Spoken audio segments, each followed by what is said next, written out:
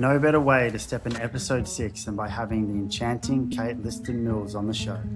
Kate's gift of interpersonal connection sparks like a summer storm. Her early years of barefoot bush education and social isolation showed her how to create and care for country. An early life, near-death experience turned into a true dark night of the soul surrendering. Her endless perseverance and inner recalibration paved the way for her and the world to connect to the artist within. From her mind to her heart, this story is a true testament to life on the other side. I'll be sharing my reflections after the podcast, but until then, sit back and enjoy the transformation of Kate Liston-Mills.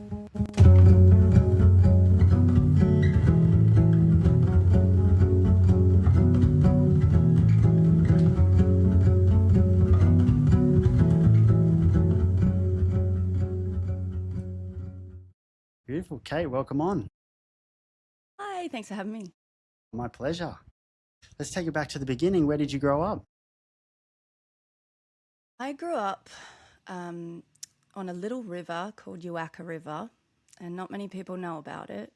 It's kind of a bit hidden, and it's in between the two regional towns of Pambula and Eden, which is right down the far south coast of New South Wales. I did all my schooling in Eden, but we lived right on the main bend of the Uacka River, and we lived in the bush. Back then when I was growing up, I was born in 85, so it was late 80s, early 90s, and there weren't many people living there at all. So my next door neighbours were about half a K to a K away.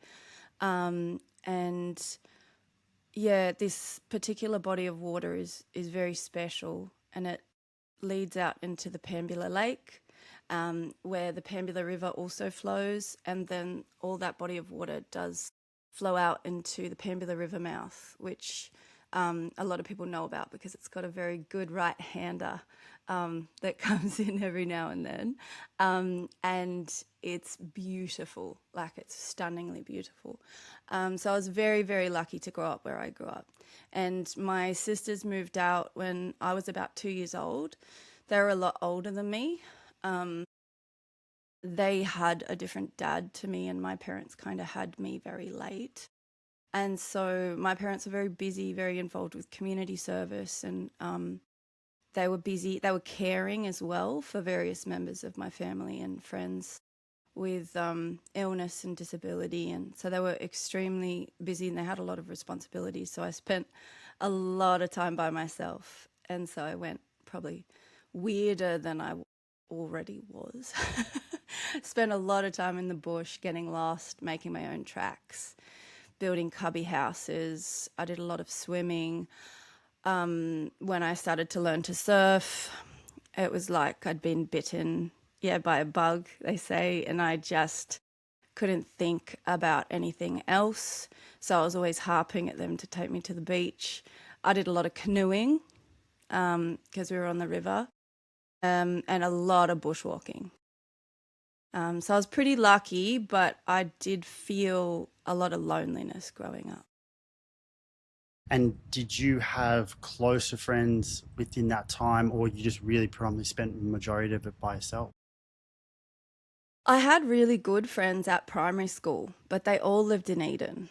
So I was about 15 minutes on north on the Princess Highway from Eden. So I couldn't really get to where they were. I loved having sleepovers because I felt some sort of normalcy there. But I mainly was by myself for the majority of the time, and I became very imaginative. I would say I was pretty innovative as a kid because I wouldn't say I was bored, because I never was bored. I always found lots of things to do, but I'm a social creature. I love talking to people. I feed off other people's energy. I know this about me now. But as a kid, there was no one else there, so I did a lot of talking to myself. I did a lot of invention of characters in my life and animals that had names. Like I had a unicorn that would come to me that I would ride. And I talked to the birds a lot.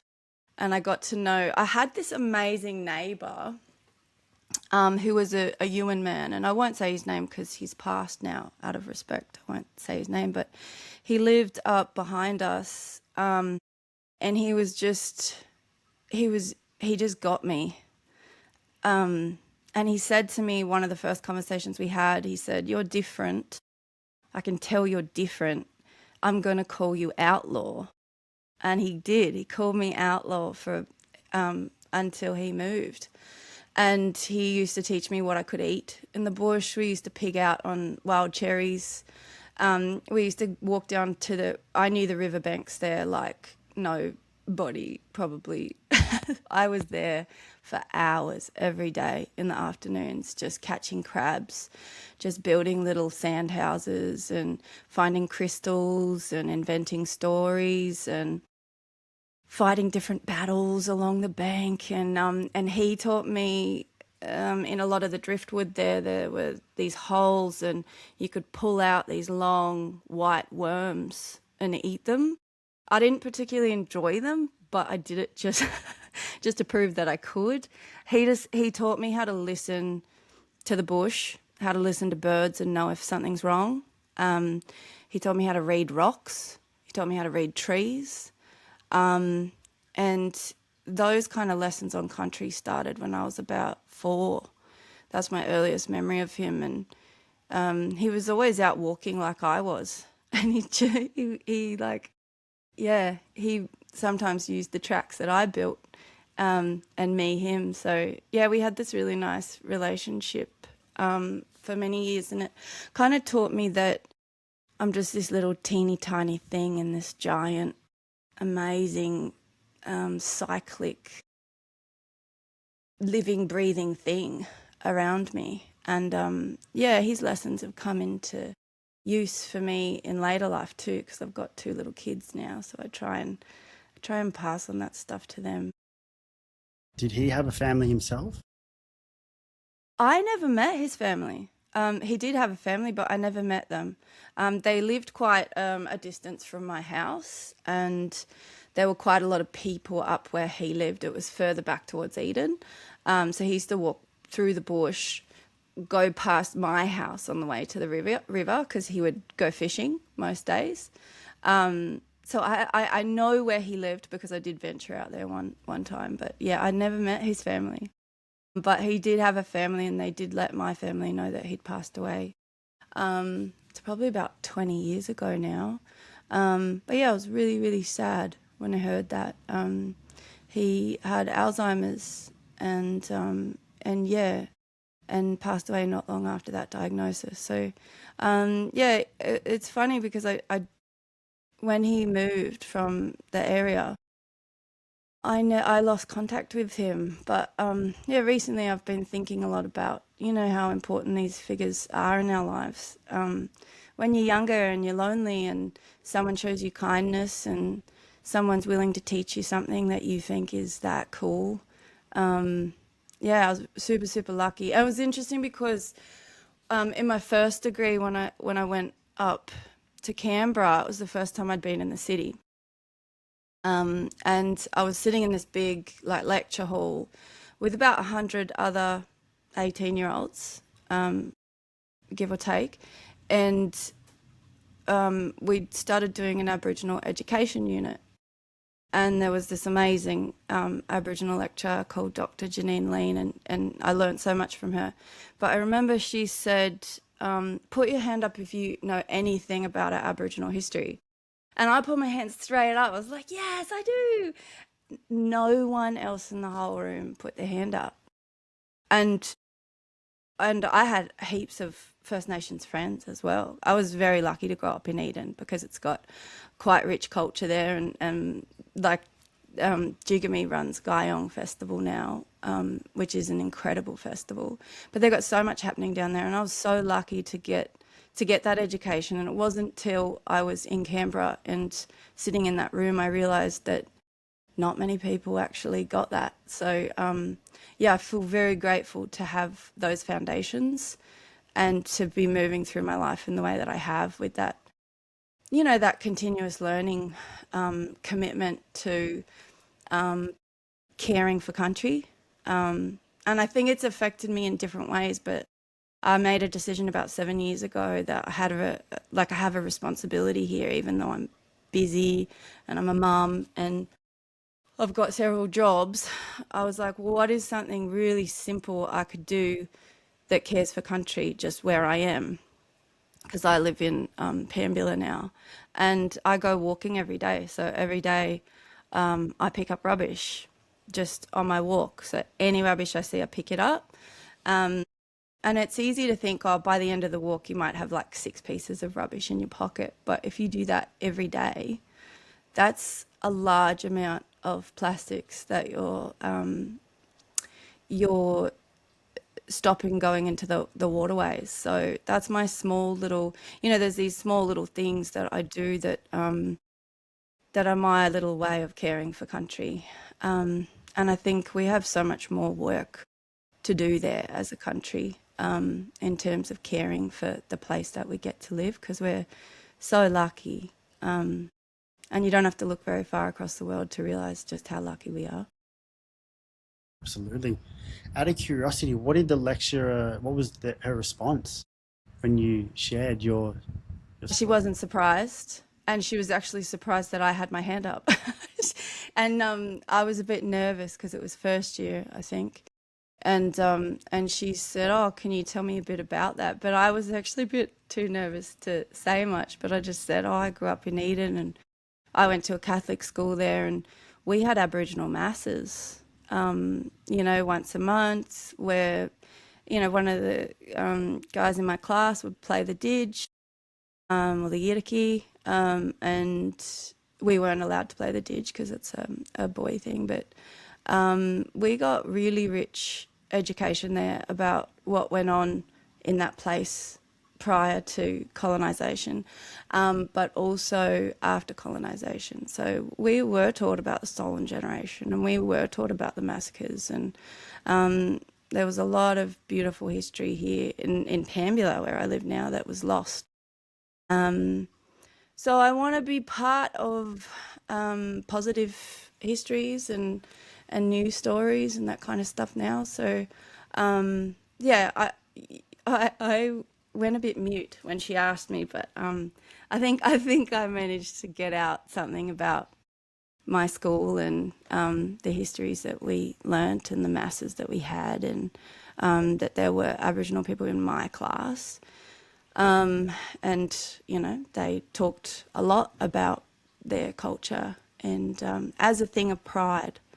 So, yeah, I was super, super lucky. And I'm super, super proud that Australia has the oldest living continuous culture in the world. So that's a beautiful thing that I make sure my kids know as well. Amazing. And the countryman you got to spend time with in those early years, other than just flora and fauna, did he share his knowledge and wisdom around the Aboriginal culture and the history of it? Um, he did with me, but he didn't talk a lot. Um, it was a feeling, like he would call me outlaw and he'd say, you know, you can eat this, you can't eat this. And um, he talked a lot about patterns, that there are patterns in the country that we need to work in with. His general way of speaking was, because I'm not a First Nations person, but the great difference between listening to him speak and listening to other adults in my life was that he was part of this thing, and he was fortunate to be part of this thing that keeps giving to us, and that we are all part of this big balance, this big cyclic living, breathing thing. And it's not, I'd heard a lot about ownership growing up, like, oh, so-and-so's bought that land and so-and-so's bought that land, and oh, did you hear? Oh, and like, oh, did you see the council took that land? And it's all about property and ownership. And I guess that's capitalism, isn't it? But the land was this investment type entity, this thing that we owned, this object that we owned, instead of us coming from the land and the land providing for us and us being part of this big, balanced, beautiful thing.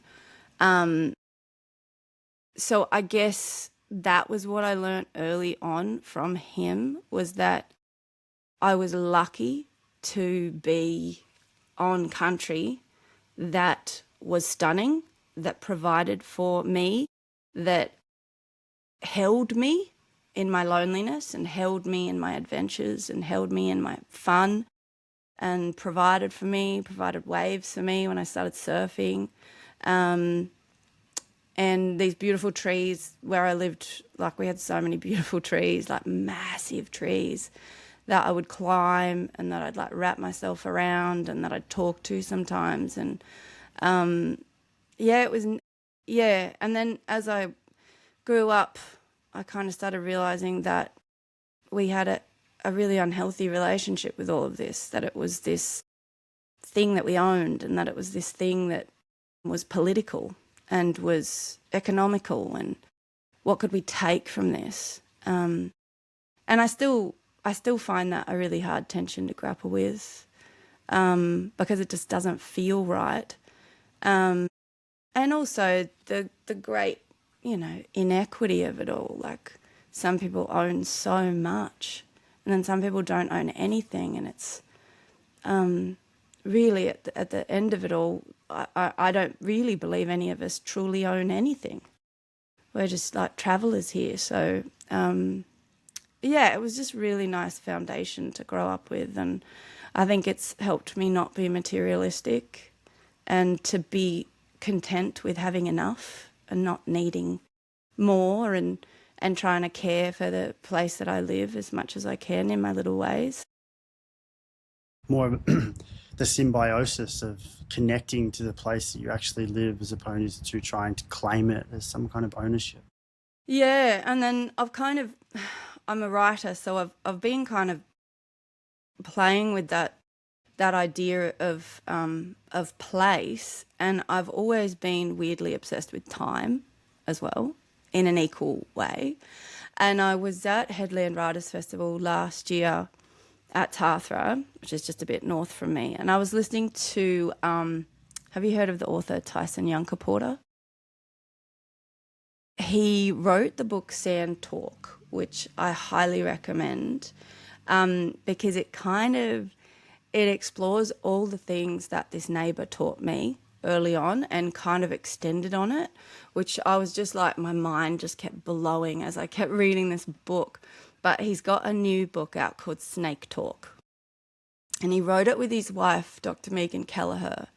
And I was in their session at the end of last year, and I don't like quoting people because I'll misquote it, and it sounded so amazing coming out of her mouth, much better than it will coming out of mine.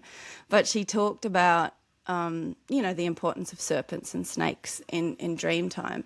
But in particular, she talked about time and space, and she said the two are inextricably linked. They cannot be separated, and that colonization came in and severed time and space, which made total sense to me because, my neighbour was always like, we rely on country to tell us what time it is. We rely on country to tell us what's going on, what season it is, and what flowers are out, and what bush ducker we can eat, and what the river's doing, etc., what fires have come through here recently, blah, blah, blah.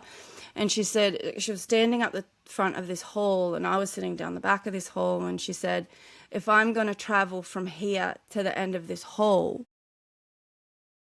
I can't just go there instantly. That is measured by the time it takes for me to go from here to there. You can't separate one from the other. I can't move from here to there without time passing. And I was just sitting there going, like my head is just blowing up. This is everything that I was kind of thinking about, because I've always felt like in every place that you are, you can feel everything that's come before you. And you can kind of feel everything that's now, and you've got a responsibility to protect place going into the future as well. Like, you can't separate all the time that has passed through a place. You can't separate it. You can't just erase it. And I think that's part of the challenge with reconciliation in Australia, is that we've tried to erase so much of the time that has come before us. And so I was just, and then I got home and my husband's really into science, and he's like, oh yeah, Einstein talks about that. And I was like, oh no, I'm not interested in science. But yeah, I realised when my dad was diagnosed with a terminal illness a couple of years ago, he has a lung disease, and he is on an oxygen machine most of the time now. And, you know, he has very little lung capacity left. And he's just such a beautiful man. And I haven't been scared of death for a very long time, because I had heaps of like near-death experiences, and I through life experience and whatnot, I wasn't scared of that anymore. And then suddenly I became incredibly, incredibly terrified of losing him. And the doctor gives you a rough timeline, and then that kind of just blows up in your face. You're like, what is time? How can I stop this? How can I hold it? Like, I don't know. And I've got little kids. Time's passing so quickly with them. I'm so busy. I just want to be with him. And, I realised that time is like the most valuable thing we'll ever have. And so I thought, well, if time and space is the same thing, then so is place. Place is that valuable as well. I don't know, a few years ago I stopped concentrating on what my rights were. Like, I think we've become very entitled. We've become very like, oh, my right, I'm entitled to this and I'm entitled to this. And I started focusing more on my responsibilities as a human being in this space. And so I'm trying to, through my creativity and through my work and through my day-to-day life, to truly value time and space in the ways that I think it needs to be honoured. I think clocks are, I don't know, kind of symbolic of how disconnected we've become to time and place, because I think even sundials relied on country to kind of tell you what time it was, and now we just look at the clock and we're like, oh yeah. And I think there's something sad. There's a loss there of connection. So I try not to look at my clock so much now. Yeah. That's beautiful. I mean, and forging your interpersonal relationship with time and what it actually means to you as the commodity that it is. It's incredibly powerful, because when you get to witness that firsthand, particularly countrymen and women on country, and how it actually plays out, and what that dynamic looks like, and how much information is sourced from country, that you see the constraints within the Western world of just trying to make everything fit and create separation, and not only separation, but then identity, which ties into entitlement and what people believe that they own and have. So yeah, the understanding that on an interpersonal level really creates that deeper understanding. Yeah, and I try and read as much First Nations literature as I can. I am so lucky. I've got some of my bestest friends are First Nations people, and they just happen to be the funniest people I know, and I love our chats. But I always learn so much from them. And I go to Guyong every year. I volunteer at Guyong. I love that festival so much. Such a massive advocate for it. And I'm just really proud of our local Aboriginal community and what they're doing. They're so busy, and they've just opened up a new campground down at Jigamy, and the cultural tours, the body of water that I was talking about earlier, they run cultural tours. My friend Nathan runs cultural kayaking tours around the Pambula Lake. And Pambula Lake has one of the oldest still standing Aboriginal middens. and they're littered like all around the banks of the Pamela Lake, and they're just incredible. Like to look at, you know, where people used to gather and where ceremony used to be, and to look at the diet, and to look at the different places where these deposits are, and just how sacred and significant they are. And you can feel it. Like it's not really, you don't even have to exchange that many words there, because you can feel it. It's this, it's a bodily experience that is intangible, and that kind of shapes who you are. And yeah, I'm really, really proud of the work that they're continuing to do. And I am a big advocate for people making space, making room, and continuing to learn from these amazing Aboriginal voices that are stepping into the light now. And publishers are making more space for First Nations voices and stuff. So there's a lot of exciting stuff happening in Australia, and I'm super excited to learn more. Excuse me, but there's just so much to learn. There's so much to learn. I mean, There is. Oldest living Indigenous culture on the lands of Australia. It's just phenomenal. It's just unbelievable. It is. It is. And you know, it's an honor to learn. That's the real stuff. I think that we learn a lot of wasted stuff. Like well, I'm a school teacher, and I still work at an education institution. And so much of the curriculum is redundant. You know, so much of it is not leading to a better world, and not leading to a better understanding of the place that we live, and where we're going and who we are. So yeah, I think we've got a lot of work to do there in terms of our education system. I agree with that for sure. And just circling back and speaking of that, so during your school years, what did you end up doing afterwards? Like, how did that development and that learning on country, it was such a beautiful, authentic way of doing that in your childhood, how did that then blossom? Well, my adult life has taken many different turns. I was very creative as a kid. As I said, I was pretty weird, and invented a lot of things when I was younger. I was storyboarding long before I knew what storyboarding was. I've found some of my earliest drawings, like from 3 and 4 and 5 years old, and you know, I was visually telling stories every day, all day, for hours and hours, in my bedroom of a night. And my parents invested in art lessons for me, like from early primary school right through to 17. I was doing painting and drawing lessons, and I was doing dancing, and I learnt guitar when I was 12. I was writing songs when I was 12 and onwards, and I always had these creative outlets. And if you asked me what I was going to be at any point, it was always a creative of some description. Like I was going to be a dancer or a surfer, and I believe surfers are creatives.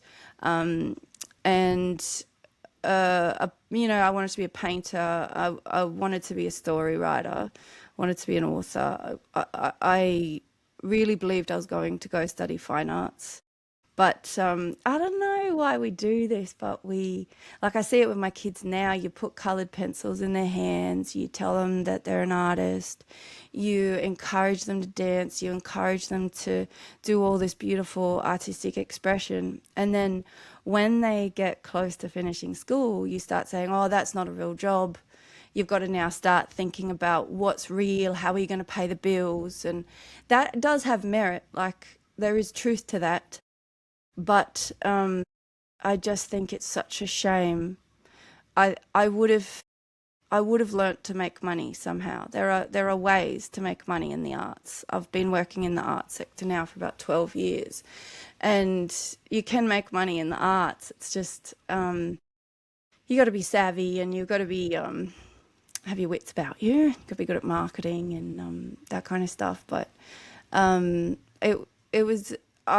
I was convinced by adults in my life that I was going to be an amazing teacher, that teaching was a great job for me. And so yeah, I didn't get a lot of say in it really at the end of the day. And so I went off to Canberra to do a Bachelor of Education. And then towards the end of that first year, I was a passenger in a car accident and I almost died.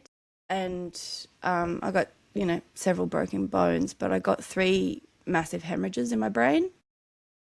And then I was in rehab for 2 years after that. Um, and I continued to live in Canberra after that, but it definitely changed the course of my life. And it changed my capacity to work full time as well. I can never work full time again. But it also affected my ability to be in a classroom of little kids, which is where I thought I would be. But I was very proud.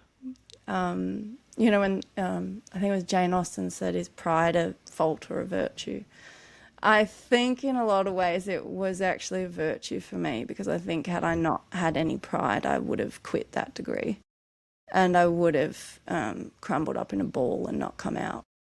But I sat with the disability advisor for a few years and I couldn't read or write after the accident. Especially like, talking was my hardest. I still use the wrong words for things. Because I had the 2 major bleeds in my executive functioning, like in the frontal lobes here, which is where all your executive functioning, so your ordering and your sequencing and your processing and all that, and your behaviour and your personality, all that kind of happens. And for anyone that's had a serious brain injury, they sometimes call it a rebirth, like because you're never the same person again, because your behaviour, personality, everything changes, but you look the same. So they call it an invisible disability. I was returning to uni that second year looking exactly the same. Like I had some scars and stuff on my face. But nobody, everyone, nobody allowed for me to have a disability. They were like, oh, stop milking it. You look the same. You're fine. Oh, this carry on, And you could see them thinking that. And I got special printed out notes for lectures so that I could follow along. And the disability advisor would help me with all my assignments, would help me because I couldn't organise my thoughts. So I learnt a lot about learning during those years and how hard it can be. Because prior to that, and I don't want to be up myself, but prior to the accident, my brain was pretty amazing. I had a bit of a photographic memory. I I didn't work that hard for year 12 and I got 95 in my ATAR and like I was very high functioning and I found school kind of not easy but definitely not hard. Like I'd never found study hard. And I could fit in everything. Like I could still go to parties and still rock up and do exams and do well. Yeah, and having that accident and then having to return to study was like being beaten. It was shocking for me. Just to read one sentence was agonizing. I just remember like sitting in my room just crying into textbooks, just reading lines that I knew were simple and just having no understanding of what it said. And I'd just read the same sentence over and over and over again and just cry because it was just a long way to fall. And yeah, I eventually did get through that degree. And then I came out and I was a teacher and I was working as a teacher, but yeah, that career didn't really feel like I thought it should after working so hard to get that piece of paper. And I didn't think I was particularly good at it because I think because of the changes to my brain, if I'm honest. Because it's, you've got 27 kids in a classroom. They've all got different needs. And I just was so acutely aware that I couldn't be everything that each of them needed. And I didn't have the support that I thought I would. And yeah, I just felt like such a failure at the end of that first year. And then I was just like, I don't want to feel like this, but I don't think I can honestly keep going in this profession when I'm not being what I need to be for these kids. And so I moved back here. I was up in Sydney before that. And yeah, I had a bit of a reassess. I applied for relief teaching, and there was not really any work here at the time. And so I kind of ended up doing miscellaneous jobs, which was where, I don't know, I guess my breaking and my healing kind of began. I just held it together till then. And then, yeah, I remember applying for any job that came up through every employment agency for a full year. I applied, and I just remember getting just rejection after rejection in the mail. And yeah, there was like parts of my soul that died in that period of time. And I was like, oh, well, the accident really, I really just should have died. Like I should have, like, I'm such a waste of space. I'm not valuable. And then out of nowhere, this job, a, I guess, approval, like a congratulations letter came to me for a 2-week administrative position. I think it was just like phone reception. I'd never done that before. I'm the most disorganized person in the world. I just said, I'm going to do it. I'm going to do it. And it was for a local nursing service. And so I went there, and God, I was hopeless. Like I was hopeless. But it was kind of the start for me of starting again and learning how to use the phones, learning how to use a photocopier, like starting at the start, learning how to write an email, like all these things I should have known that were just gone from my brain. And I got better at reading, and my boss there was so lovely, and she took time to teach me from the bottom how to organize, how to, put emails into folders, how to prioritize, how to refer things on when you can, how to use the phones, how to talk on the phone. Like I couldn't even talk, like really, when I started. I just gradually grew in confidence, and then I saved. I saved some money. And I thought I built up some confidence, and that was a really good thing for me. And after a couple of months of they kept me on, bless them. And then I decided to go to India and Sri Lanka with this charity I'd been giving to. And the other thing I'll add, like during that whole time, which took, like, going back to what I was saying earlier about me not being materialistic, after the car accident, because I had all this residual damage. And, when I get tired, I slur my words and all that kind of stuff. And I use the wrong words still all the time. I got a payout from the insurance company. And I never really had money before. And I was 21 at the time. And I just got all this money just appear in my bank account. And I don't know about you, but like up until that point, like when you have like you're eating chips and you get a wish chip, and you're like, "May you got to make a wish," or like when it's full moon, you got to make a wish. I was always like, I want to be rich.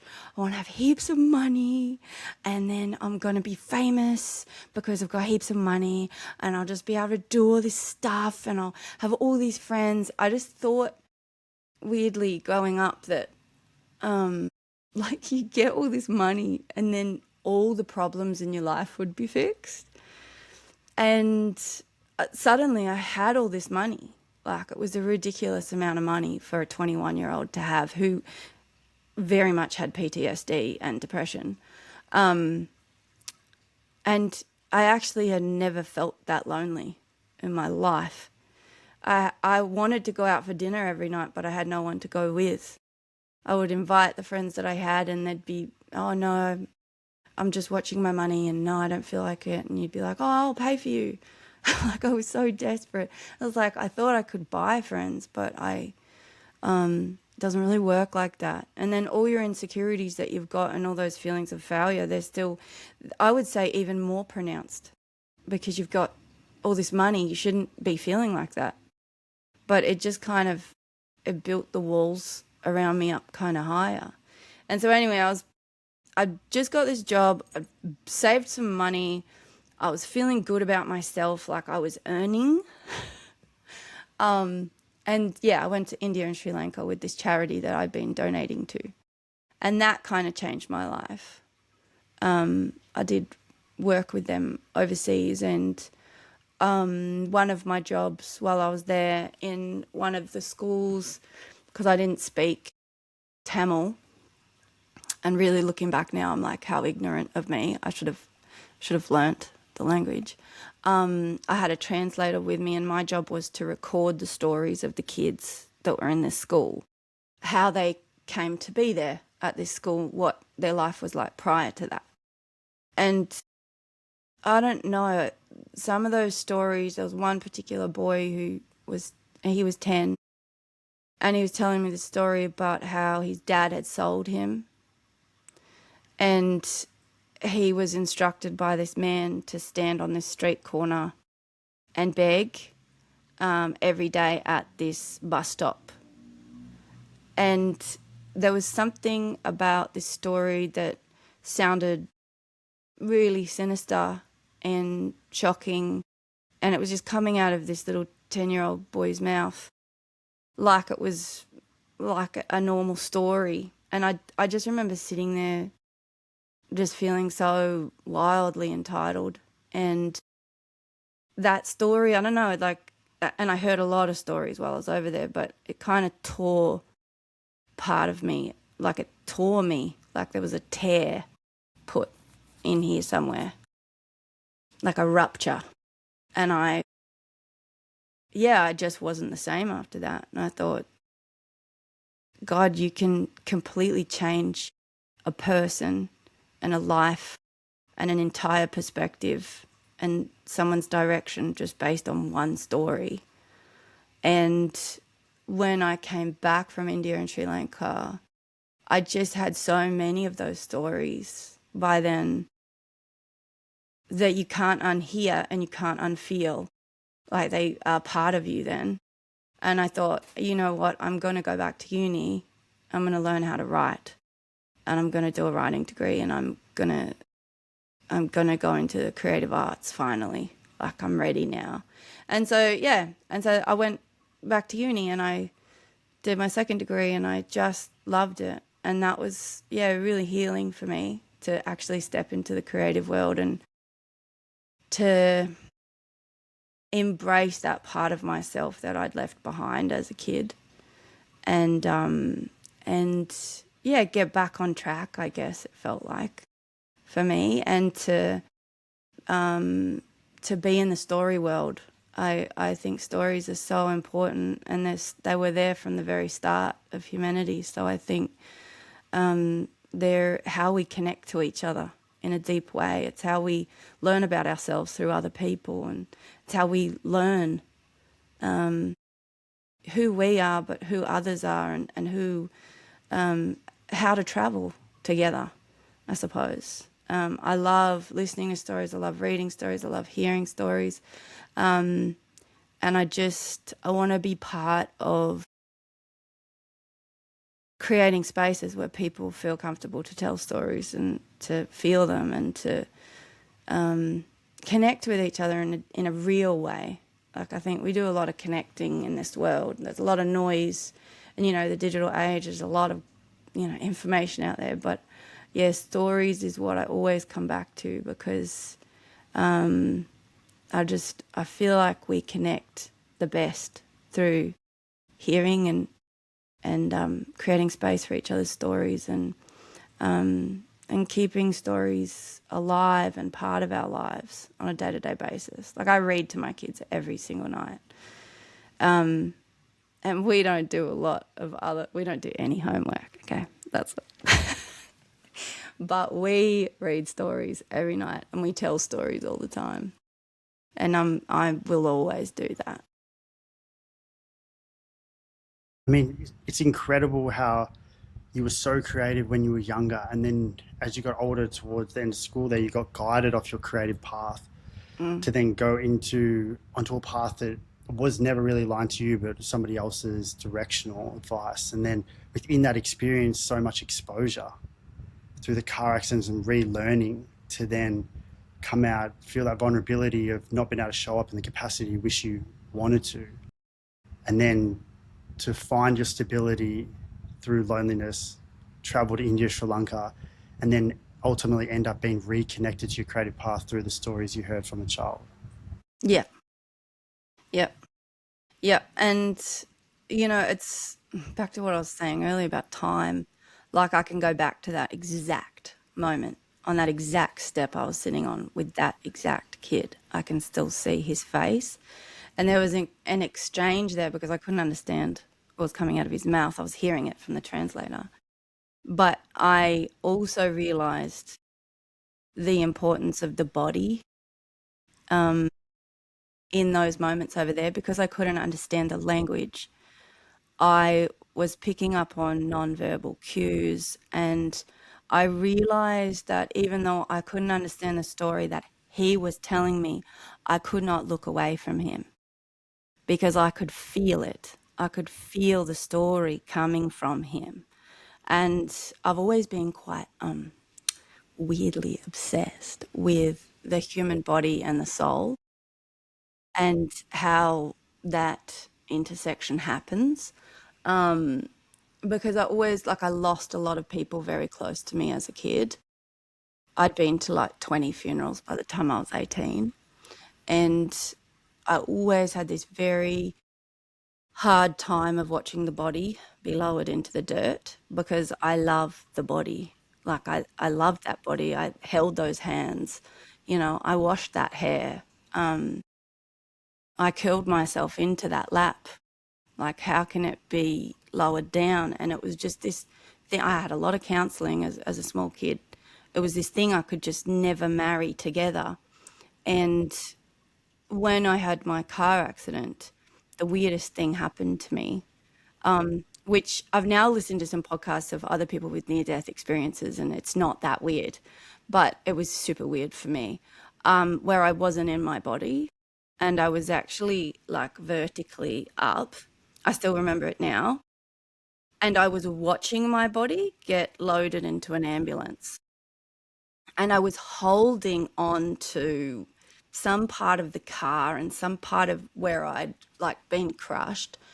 And I remember the paramedics telling me to let go, like trying to get my hands to separate from this thing. And I was unconscious. And they were trying to unfurl my fingers, and I could feel it, and I was watching it. And then I realized that I could still connect to that body. So I remember being completely separate from the body. I could feel it, but I was far away, and I was watching it. I could see the whole scene. It was like an aerial view, like a bird's eye view of the entire scene. I could see all the smashed glass. I could see where the car had like been ripped down this embankment. I could see the smashed I could see the guardrail. I could see everything. And I remember just having this moment where I was like, oh, let go. You're okay, let go. And I could see my whole body just completely go unconscious, like completely let go. And then I remember watching the ambulance drive to Canberra. And I was not in it, but my body was. It was the weirdest thing. And then I went in and out of consciousness for the next couple of days in the hospital. And so there were all these moments where I wasn't in my body and I was up on the roof, like watching my body and watching people come in and check it and watching like my mom at the end of the bed, Sam, my boyfriend, who's now my husband, and not knowing who he was because I didn't know anything. I didn't even know my name. So I just remember these people, and my sister was there, and I just remember watching them, and they looked familiar, but I had no idea who they were.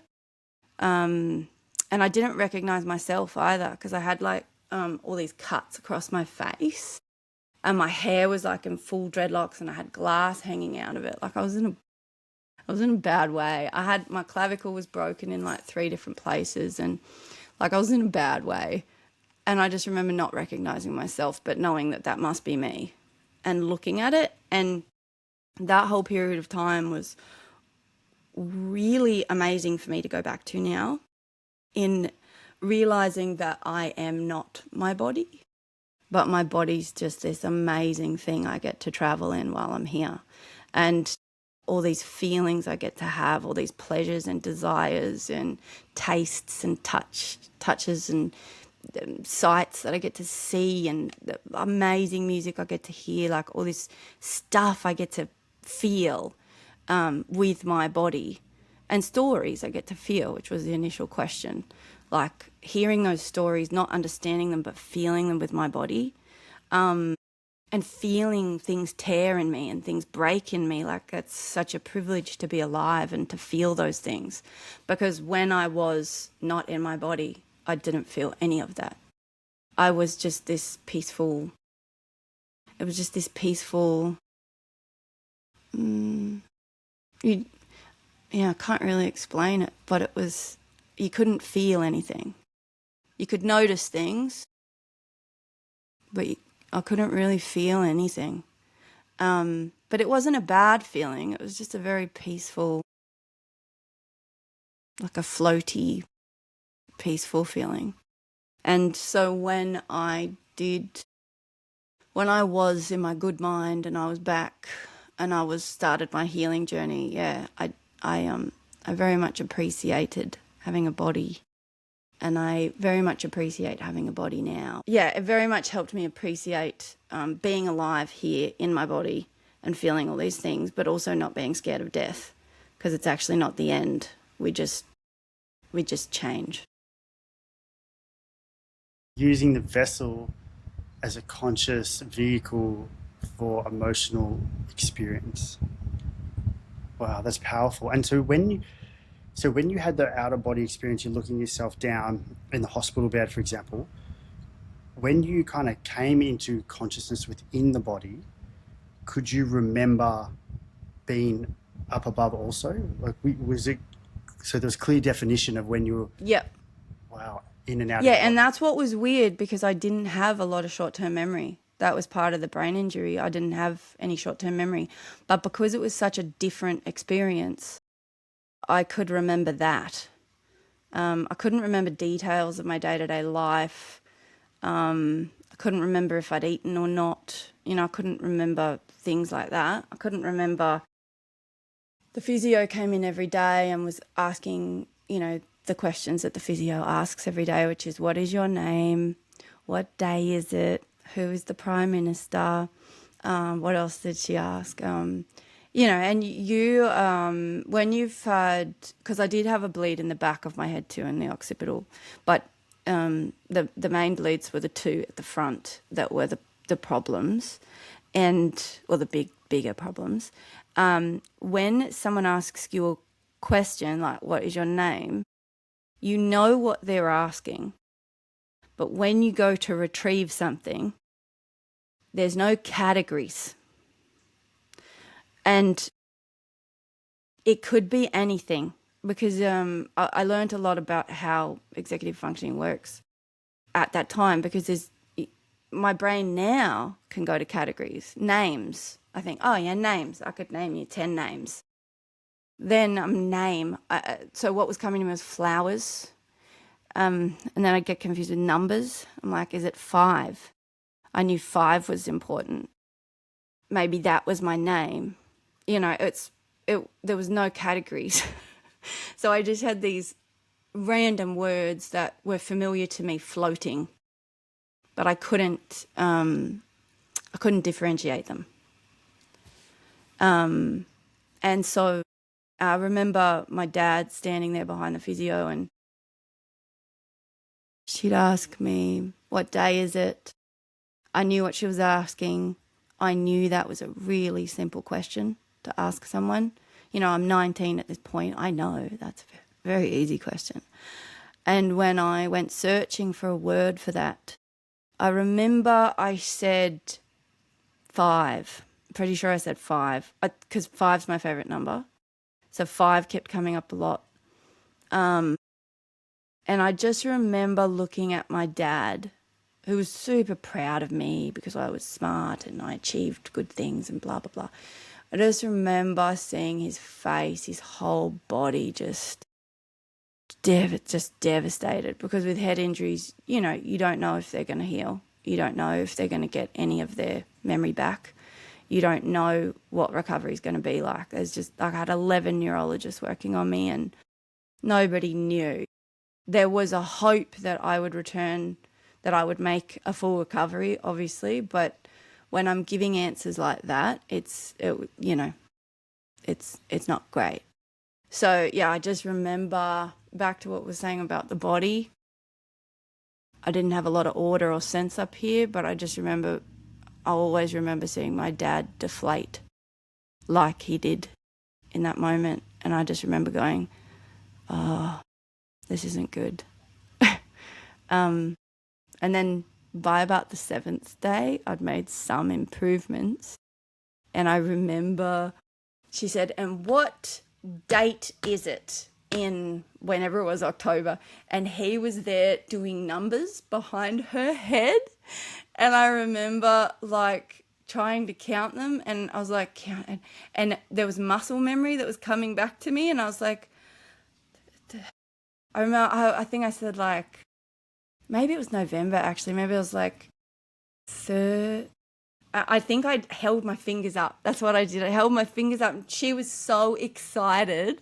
And I remember her just giving a bit, I think you can go home soon. And I just remember my dad going, and I remember feeling like a deviant, but I did get to go home earlier. So I don't know, there's a lot to be said for cheating sometimes. Yeah. So then, apart from a deeper gratitude for the life that you were living, was there any other messages that kind of came through in that experience of, you know, out of body and consciousness? Yes. I'd always kind of hated my body, like, as a kid. I hated it, especially after puberty, because my body changed so much. I had all these hormonal issues and I got enormous boobs, and I was such a tomboy growing up. And suddenly, because I was in a small town, that became a big deal to people, and I suddenly became noticed, and I didn't want to be noticed. And it really, and I also didn't want to be a woman. I didn't want to grow into a woman. I just, I had no interest in that. I would have much preferred to be a man. And, I just had this very strong hatred for my body. And I think being outside of my body and coming back in and feeling all those pains, like I had broken ribs and I had that hurt every time I breathed in, but the clavicle was in a really bad way. It had broken clean in 3 different places, and it was just jutting out but they couldn't operate or anything because of my head. So, like, feeling the pain was unbearable at times, but then I'd forget about it. Once they'd give me medication, I'd forget about it because of my short-term memory loss. And then I would people would bring me amazing ice cream and stuff in the hospital and chocolate, and I had lots of visitors, and I didn't know many of them, but they were bringing delicious food. And I remember tasting it going, what? That is the best thing I've ever eaten in my life. And then I'd forget that I ate, so then I'd eat it again. I'd be like, oh my God, that is incredible. Who invented this thing? I just remember just being so blown away by these, I don't know, like really, really simple, basic, like, feelings. And then over the next 20 years, because it's been like 21 years since the car accident now, and my career has taken many different, like, turns, but creativity has kind of stayed constant. I've developed a real, and I think having kids as well, a real love for my body, which has been really healing for my inner child, I suppose, and for the parts of me that broke during the accident and during some other experiences. So I do know, based on that time, that I can trust my body, probably more so than I can my brain. So that's one lesson that I still hold. So I was in a lot of different contexts for the 10 years after my car accident. I was in lots of different situations that were uncomfortable for me. Actually, the last 20 years, life, you're in lots of different situations all the time. And if my body doesn't feel good, I take myself out of that situation. And I remember prior to the brain injury, I would always be more inclined to listen to my brain. I'd be like, no, Kate, you have to do this because this is important for your career and this is important, blah, blah, blah, and so wants you to do this, so just show up and just do it. Whereas now I'll be like, my body feels bad here and I'm leaving. I honour my body in that way, and I'm probably better at listening to its impulses and its what it wants as well, instead of telling my body what it wants.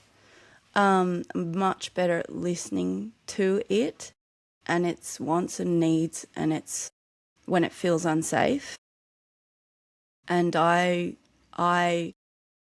believe it more than I do my brain. And I wish I could tell my younger self to do that, because I was in many different situations when I was very uncomfortable and that I shouldn't have been there and I shouldn't have gone through certain things because I wasn't listening to my body and I was listening to my brain. Your brain can pretty much convince you of anything. If your brain wants something or thinks it's a good idea or you're going to get something out of it, your brain can convince you to put up with all sorts of things. But your body is much more trustworthy, and it's much more present. So yeah, that's what I took out of that whole time. And also, I'm not scared of death at all. I don't think it's the end, and I know it's not the end, and I know that who I am endures far beyond when my body shuts down. But I have a commitment to my body to live as full a life as I can while I'm here, to make positive contributions to this amazing place I get to live in. And I have one small fear that I'm going to die before I've created all the things I want to create. So, yeah, my husband and my family will tell you I'm always, not in a rush, but I'm always busy. I've got 50 things I want to do at any one time, and I find it hard to sleep sometimes because I just want to be doing stuff. I want to be like writing my next book, or I want to be, coming up with ideas for a kid's book, or I want to be, meeting with someone that's, the other thing I will add is that I love talking to strangers, which is this weird desire that I have since the car accident, because I've had like some similar near-death experiences where my life was saved by strangers. I'll never see again. There was motorcyclists that came off the road that pulled me out of the car when I was hanging upside down. And, all your blood rushes to your head when you're upside down, which if you've got hemorrhages going on, not great. I don't even know their names. I don't even know where they are now. So I have this deep compassion for strangers. And I think in Australia, where we probably push the stranger danger lesson too hard, and we live in such an individualistic, society where we just concentrate on our own little silos and our own little bubbles. I am continually inspired and stretched and challenged by people that I've never met before. And I try and talk to a stranger every day, someone I've never met before. Probably another reason why I was excited to talk to you, Was I'm like, I don't know this dude, Yeah. but I like him. I'm going to give him a go. I love talking to people that I don't know. And I try and tell all the young people to try and step outside of your comfort zone and try and connect with people that you wouldn't normally connect with, because I think that space is really exciting and we learn a lot about ourselves there. Yeah, but I learned a lot about the body and the soul and time and space. And yeah, I feel like my aim in life is to be fulfilled. And I am very fulfilled in my life. Would I like to be more productive? Probably. But that's not really how I measure my success. And I feel really fulfilled and I have enough and I have a lot of love in my life. And yeah, I can't want any more than that. Incredibly beautiful.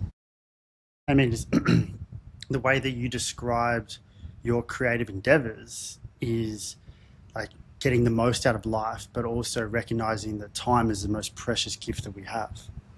So finding the balance in between that, and then also to your deep love for stories and the wisdom that they carry in through the embodiment of like listening with your body, listening to that story. It clearly shows why there is a love for meeting strangers and the knowing that everybody has a story.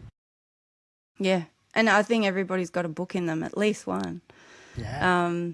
Yeah, and I've done heaps of writing workshops with young people, and I just met with a young person 2 days ago to help them run their own writing workshop.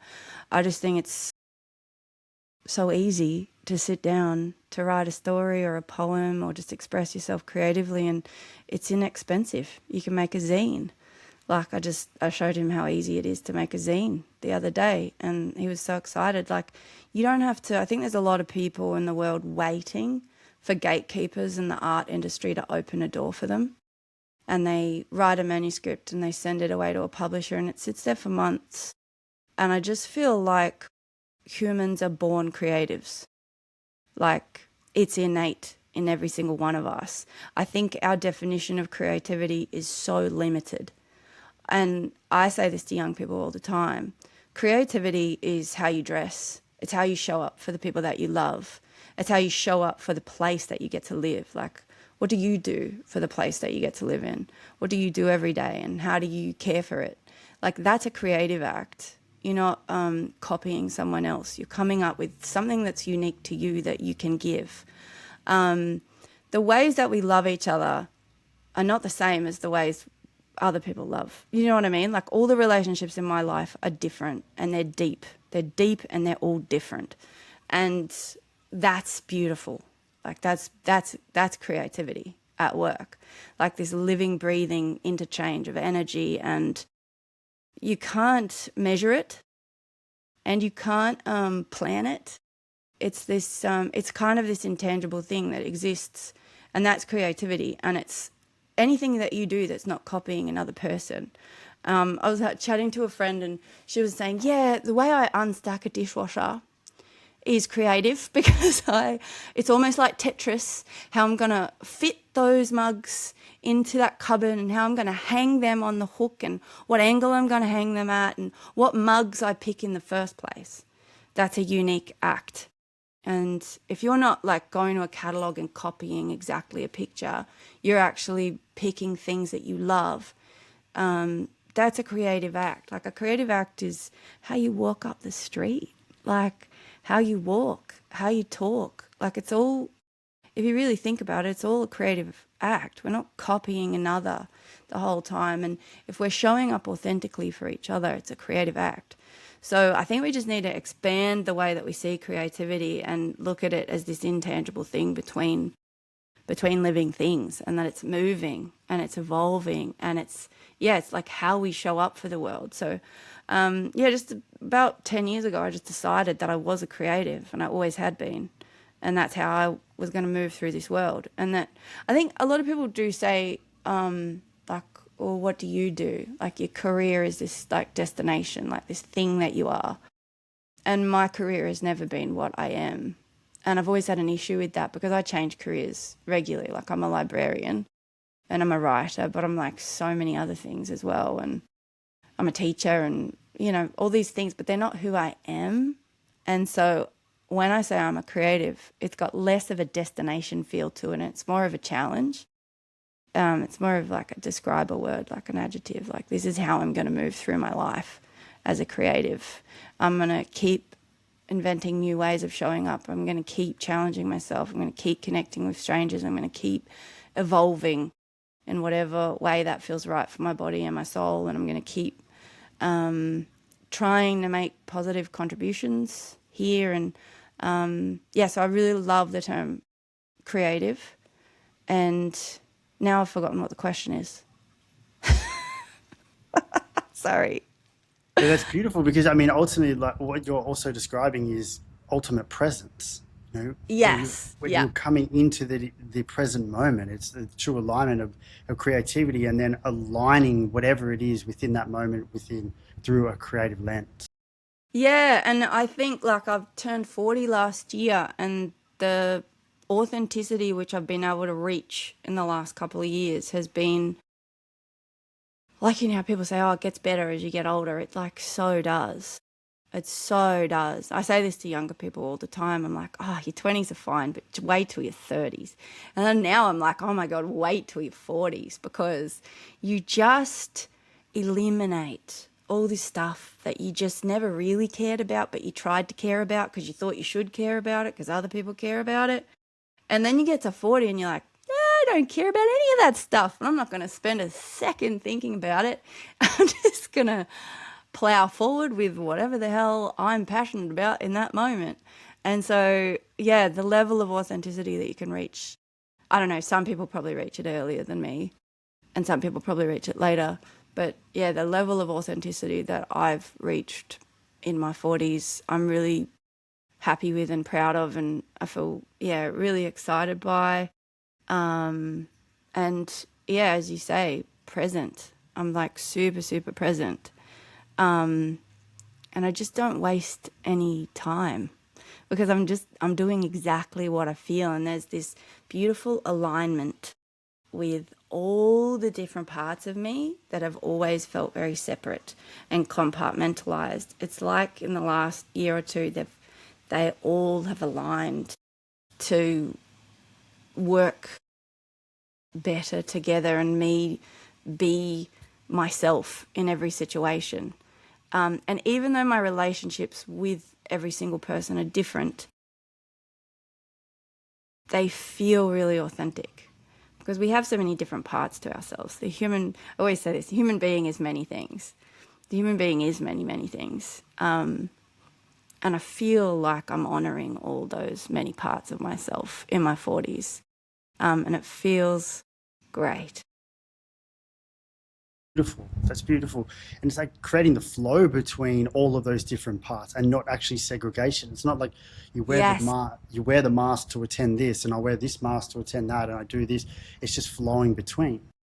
100%. And I explored this exact subject in my last book, To Heal a Lyrebird. And it's a very symbolic book, and it's because I've got 40 years of insomnia. So I've got crazy dreams and recurring dreams that I've had, some of my recurring dreams I've had for 20 years. And I've done a lot of work on Carl Jung in the last year.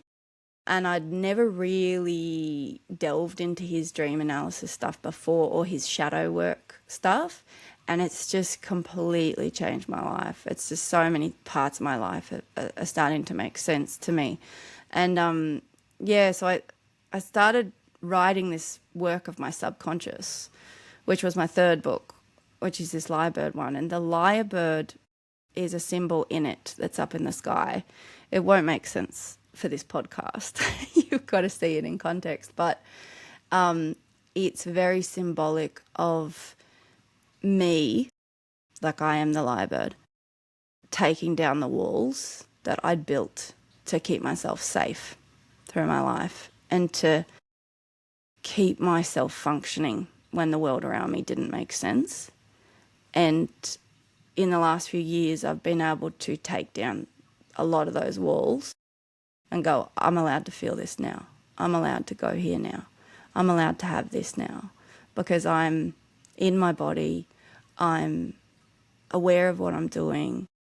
I've sorted through a lot of my trauma.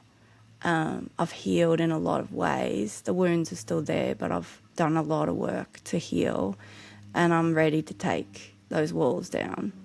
And I don't want to give it away, but the lyrebird does end up taking down a lot of the walls around it, and it's just a beautiful thing. And writing that book really helped me because Carl Jung, sorry to digress again, but Carl Jung talks about when we're just telling our conscious truth, it's not the whole truth. The whole truth involves the subconscious. And I'd written these 2 books, which in my head were a Bildungsroman, which is a German word for a coming-of-age text. They're kind of like, bleh. That was just like me spewing, like, this is me growing up. And it didn't feel like the whole story because, half our life we spend in bed asleep, or most people do. Me, I'm in a half sleep or lucid dreaming or whatever, and going through all manner of things over nighttime.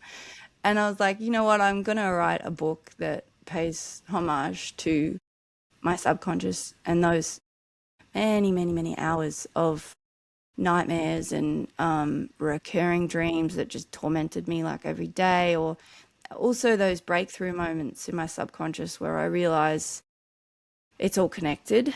It's all connected, like the conscious and the subconscious, kind of like what I experienced during the brain injury.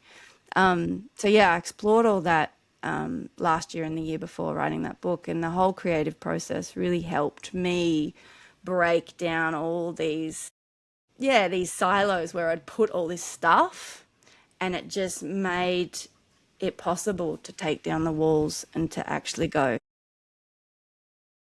this is who I am. I am all these things. I have all these pasts. I have all these stories in me, and it's all okay, and it's all part of me, and I don't need to protect myself anymore from these things I was scared of, and I don't have to be scared of myself either, and that I can actually not step into my power, not that, but step into my true, what I was put here to be and do, and to be honest to who I am.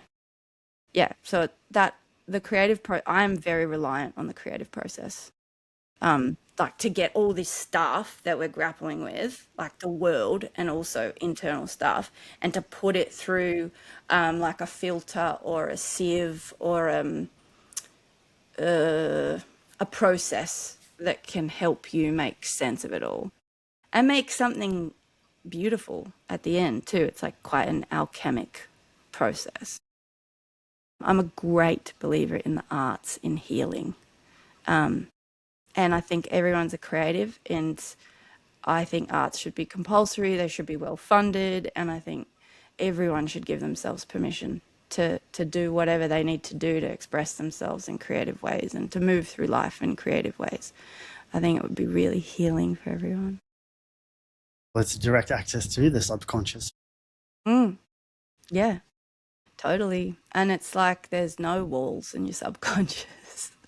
And like so much of it doesn't make sense, but then does make complete sense as well when you look at it through various lenses. I have this funny story that I sometimes tell, that I was reading Jung's book, Man and His Symbols, I think it's called. It was just like the first chapter, which is by Jung.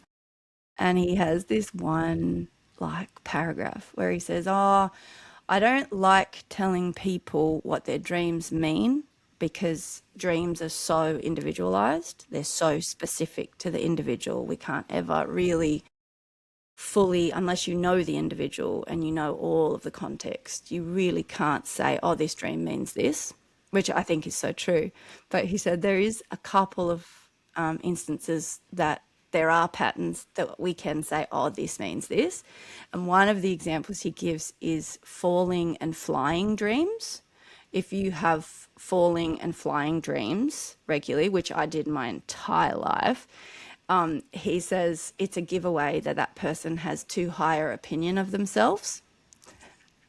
And which is very true for me growing up, because I was so by myself. I thought I was just amazing. I was like, well, there's no one else here, so I'm so great and cool, and I know all this stuff. And then he says, if you don't realize that your opinions of yourself and actually who you are not marrying, then you will have a great accident or a great fall where it will be better aligned. And I had flying and falling dreams right up until the car accident.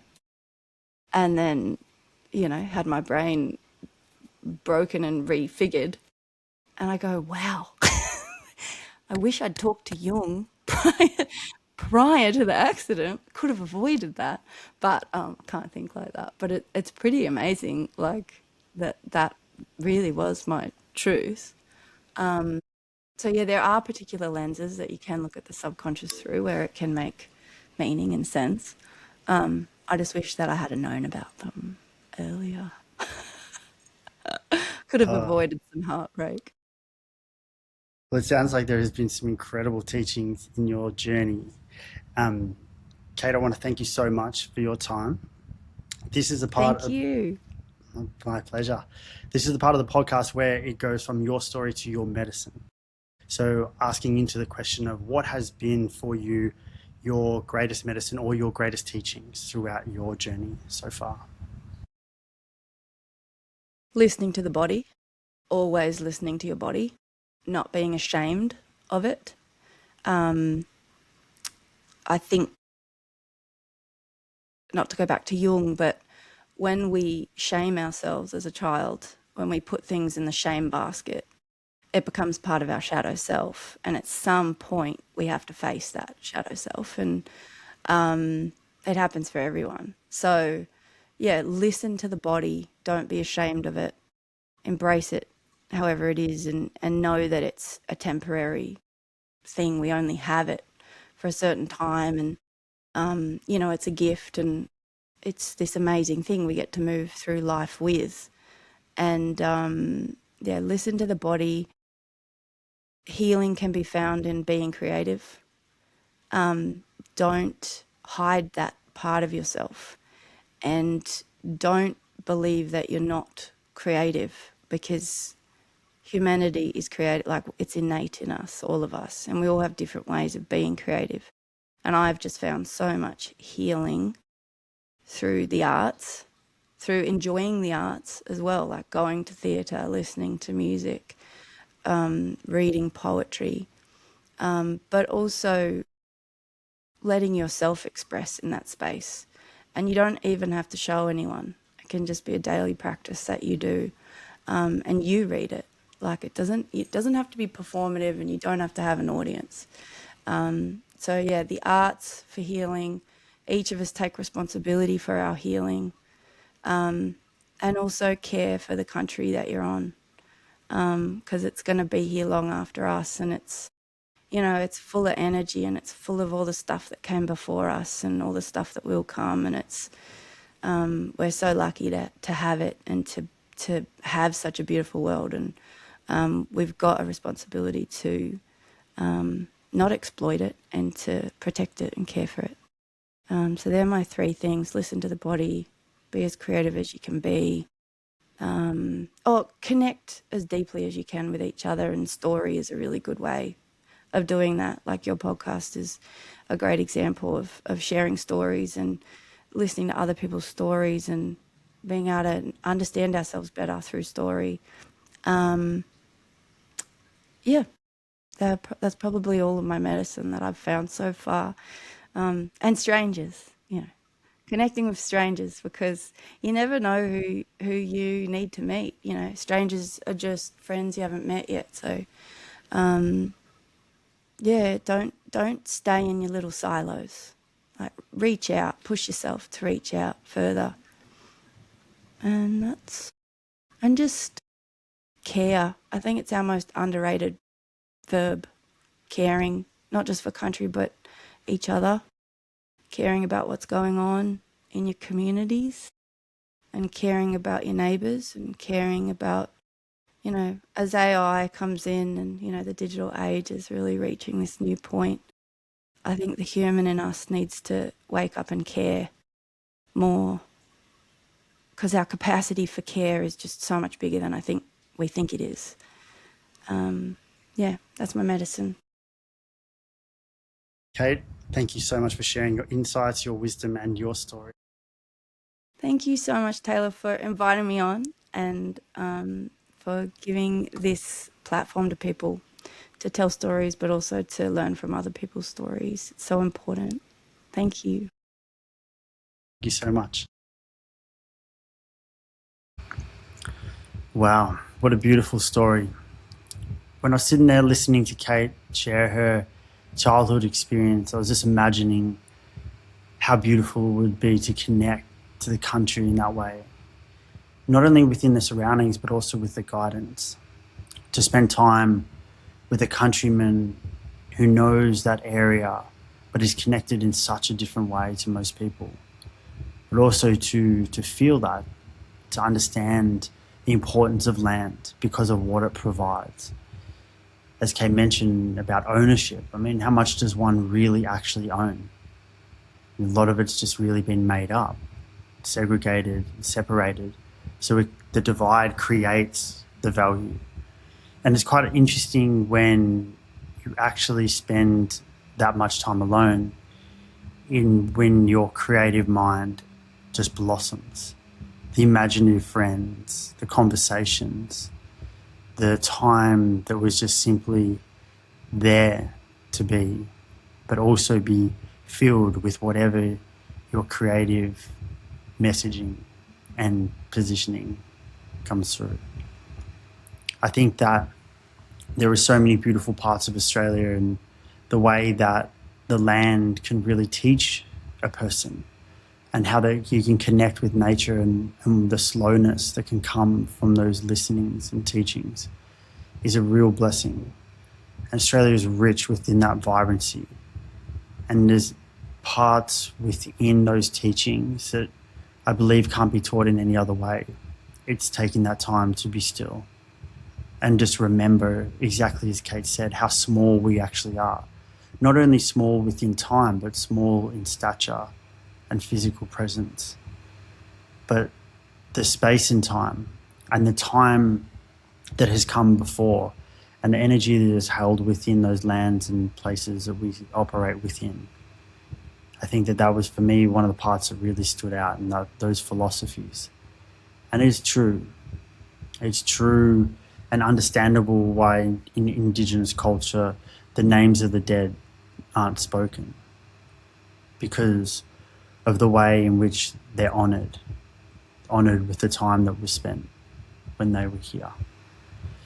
And for the story to evolve in the way that it did, you know, it's really interesting. I also picked up on that part of the creative endeavours that can be cut short and ultimately redirected because of societal pressures or family expectations or anything outside yourself, you know. And it's quite interesting because it's really easy, I believe, to put art into a pigeonhole and for it to mean that it's either this or it's that. But I really resonated with the fact that, you know, art is everything. Art is a way of life. Creativity is a way of life. How Kate said, like through expression, simply what you wear, how you show up in your community, how you show up for the people around you, how you show up on your land, is, I think, one of the most important rememberings, because we can choose to be creative through expression each and every single day. It's just whether that innocence is still there. And then I think the best reflection of that is children. You see children, you see kids wear what they want to wear, you know, fearless, because they, at that point, have yet been infiltrated with ideas, beliefs, you know, systematic expectations. And there's a freedom within that. And I also believe that there is a true freedom within that creativity of self-expression, because it's connecting to the most purest form and version of you, to know what it is and how it is you want to actually express. And this, I believe, is also a very strong daily remembering. I felt really quite taken back when I heard about that car accident Kate had experienced, and imagining that out-of-body experience, but also to that moment when looking over the physio's shoulder and seeing her father, and how that must have been for her, and how it must have been for him. And ultimately, you know, as a parent would be looking at their child in a hospital bed and then hearing how the accident had really impacted way more than just the physical. You know, there's two sides to that coin within that moment. And I could only imagine what that would have been like for both. That journey and that rediscovering.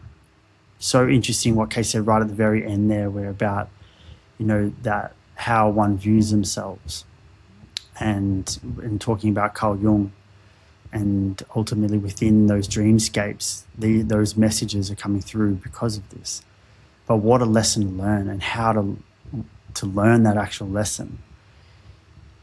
I mean, it's one of those things, to experience something so life transformative in a single round is just, it is really hard to comprehend.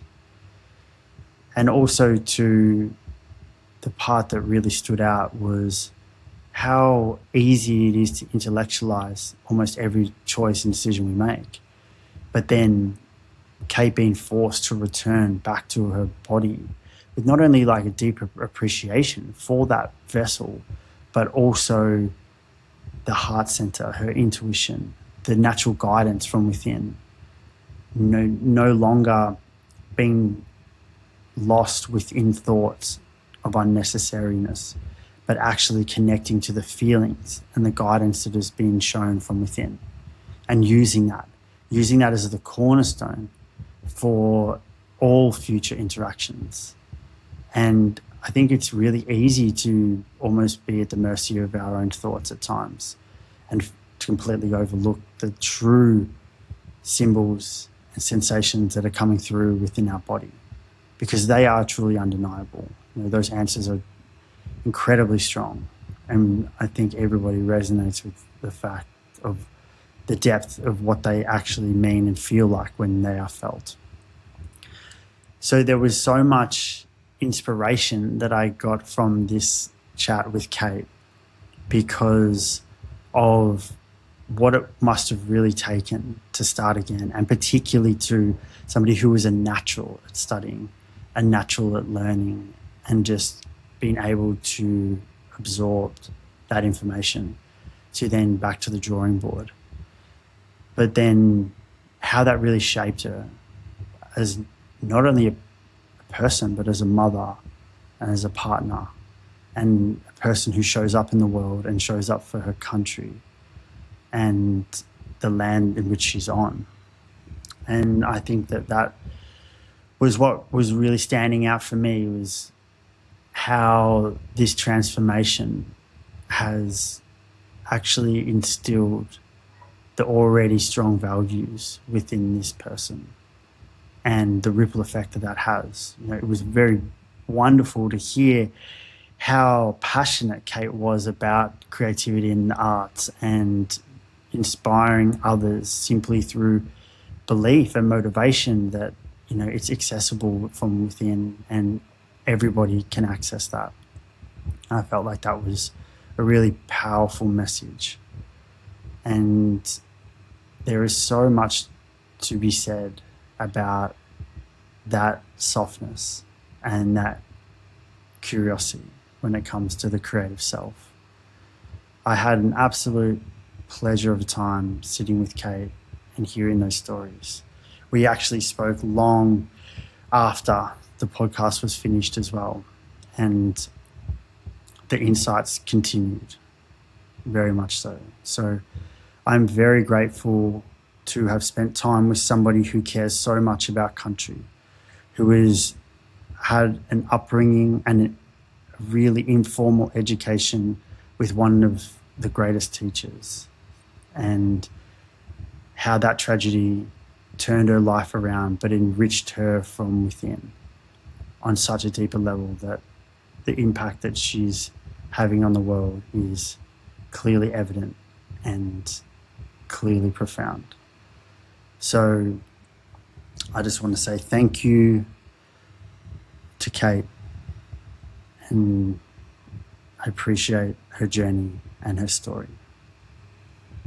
So there you have it, a true creative outlaw, reshaping life from the ground up, all while connecting, supporting, and inspiring others to see the artist within. If you'd like to see more of Kate's work or read her writing, then head over to katelistonmills.com. If you'd like to check out her Instagram, it is at Kate Liston-Mills author. And if any part of this podcast resonated, a like, share, subscribe, or comment goes a really long way. Plus, if you'd like to learn more about my therapeutic services, head over to plumplanes.com. My name is Taylor Jardine, and this has been Your Story, Your Medicine. Thank you for taking the time to listen.